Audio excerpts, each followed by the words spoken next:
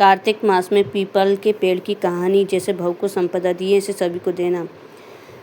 राधे राधे भक्तों सभी के लिए जय श्री राम। कार्तिक मास की हार्दिक शुभकामनाएं।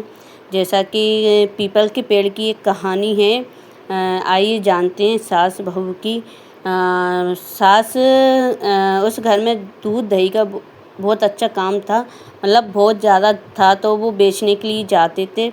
तो सास डेली जाती थी शहर में दूध दही घी ये सब सामान बेचने के लिए, लेकिन उसे काफ़ी दिन हो गए थे बेचते बेचते। तो इस बार उसने सोचा कि मैं कब तक परेशान हूँ अकेली। तो उसने है ना बहू को पहुँचाने का सोचा कि मैं इस बहू को घर शहर पहुँचा देती हूँ और मैं घर पे रहूँगी। तो उसने बोली कि जब बहू तू शहर ये दूध दही बेच कर आ। अब बहू कभी घर से बाहर निकली नहीं थी, तो थोड़ा उसे अजीब सा लगा कि यार मैं ये सारा काम कैसे करूँगी, कैसे जाऊँगी, कौन से रास्ते से जाना है। बहुत मतलब तनाव में थी, टेंशन में थी कि कैसे क्या करना। और ऐसे सोचते सोचते वो सो गई, लेकिन वो अपनी सास से मना भी नहीं कर सकते, वही सास ने बोला है। लेकिन जैसे बोलते हैं ना कि तब जो कोई सहारा नहीं होता तो ऊपर वाला सहारा खुद कर देता है, रास्ता खुद बना देता। तो यही उसके साथ। अब वो सुबह जल्दी उठी, तैयार हो गई, दूध दही मई घी सब लेकर वो मटके में भरकर और चली। रास्ते में गांव का जो रास्ता है उसके शहर लगने वाला रहता, उसी रास्ते में पीपल का पेड़ था।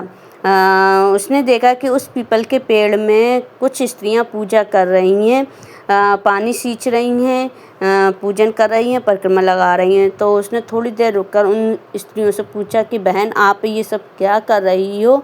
तो उन्होंने बोला कि हम पीपल के पेड़ को सींच रहे हैं, ये कार्तिक मास में पूरा 1 महीना किया जाता है, इसके बाद पीपल का पेड़ हमें उसका फल देता है।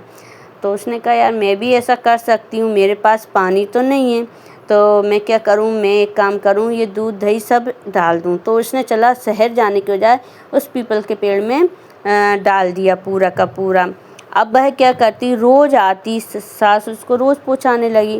वह रोज़ आती और रोज़ आकर उसी पीपल के पेड़ के नीचे आती और अपना दूध दही जो भी है सब उसी में सींच देती थी। अब ऐसा करते करते उसे 15-20 दिन हो गए। तो सास ने बोला यार ये मुझे पैसे नहीं दे रही। तो सास ने चली बहू से पैसे मांगे कि बहू मेरे पैसे कहाँ हैं जो तू सामान बेच कर आ रही है।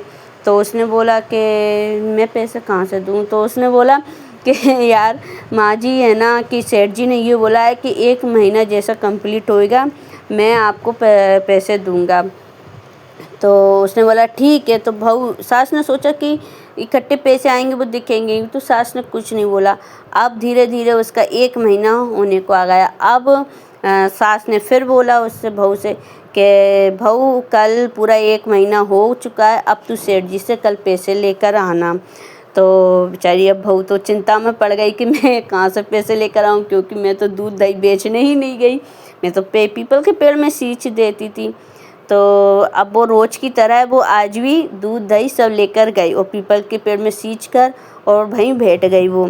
और वो काफ़ी देर तक रोज़ बैठती थी। तो सास सोचती थी कि वो ज़्यादा कुछ अच्छा कमा कर ला रही है, इसलिए उसे टाइम लग जाता है, दूर तक जा रही है।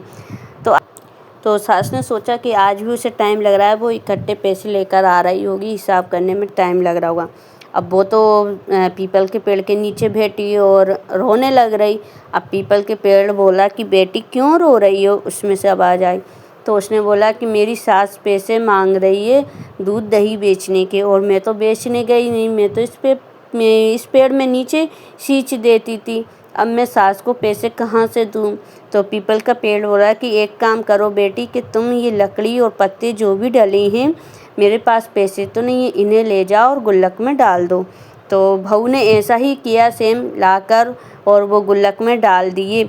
अब गुल्लक में डाल दिए तो दूसरे दिन सास ने बोला कि बेटी कहाँ है पैसे बहू। तो उसने बोला कि माँ जी मैंने गुल्लक में डाल दिए। तो सास ने बोला कि ला गुल्लक लेकर आ, मैं उसे फोड़ कर देखूँ। तो वो गुल्लक लेकर आ गई। अब गुल्लक लेकर आई, उसने फोड़ा तो उसमें से हीरे जवाहरात निकले। जो हीरे जवाहरात निकले तो सास ने बोला कि तू कहाँ से लेकर आई हीरे जवाहरात, सच सच बता, झूठ मत बोल। तो उसने फिर सारी कहानी बताई कि माँ जी मैं कहीं बेचने नहीं गई दूध दही, मैं तो पीपल के पेड़ में सींच देती थी और उसी ने मुझे लकड़ी डालने का बोला था गुल्लक में, मैंने डाल दिया। अब ये हीरे जवाहरात बन गए तो इसमें मैं क्या कर सकती हूँ, मुझे तो उसका फल मिला है। तो सास के मन में थोड़ा लालच आ गया, उसने कहा ये हीरे जवाहरात लेकर आई, मैं भी लेकर आऊँगी। तो दूसरे दिन से सास दूध दही बेचने के लिए जाने लगी। अब उस बेचकर वो सेठ जी को बेचकर उधर से आती तो खाली जो बर्तन थे उन्हें धोकर वो पेड़ में सींच जाती थी कि मेरा दूध दही तो ना फेंकूंगी, ये सोचकर वो डाल जाती थी।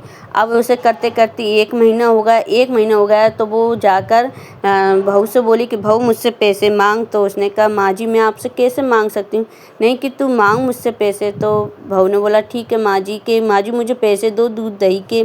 तो उसने बोला कि मैं कल दूंगी। वो पीपल के पेड़ के नीचे जाकर वो भी रोने लगी। तो पीपल का पेड़ बोला कि बेटी क्यों रो रही हो। तो उसने बोला मेरी बहू मुझसे दूध दही के पैसे मांग रही है और मेरे पास पैसे नहीं हैं।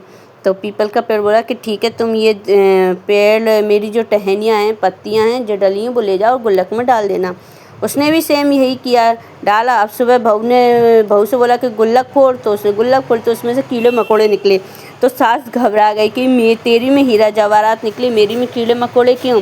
तब बहू ने बोला, बहू को तो सारी बात पता थी, बहू ने बोला कि माँ जी आपने लालच किया है और दूध दही बेचकर पैसे तो लिए हैं, लेकिन मटके धोकर आपने पीपल के पेड़ में सींच दिया, तो इसलिए आपको कीड़े मकोड़े मिले।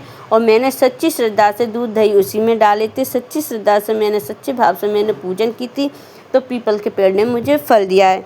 तो है पीपल के पेड़, जैसे आपने उस बहू को सुख संपदा दी है, धन दान दिया, ऐसे सभी को धन दान देना, सभी पर कृपा करना। और उसने बहू ने सास ने लालच किया तो उसे कुछ नहीं मिला, इसलिए लालच करना बुरी बात होती है। तो राधे राधे भक्तों, जय श्री राम। ओम नमो भगवते वासुदेवाय। मेरी कहानी अगर अच्छी लगी हो तो मुझे सब्सक्राइब कीजिए, फुल वॉच टाइम दीजिए और कमेंट ज़रूर कीजिए। लाइक और कमेंट करना ना भूलें। Subscribe please please please subscribe ज़रूर कीजिएगा। मैं आपको ऐसी ही कहानी लाती रहूँगी।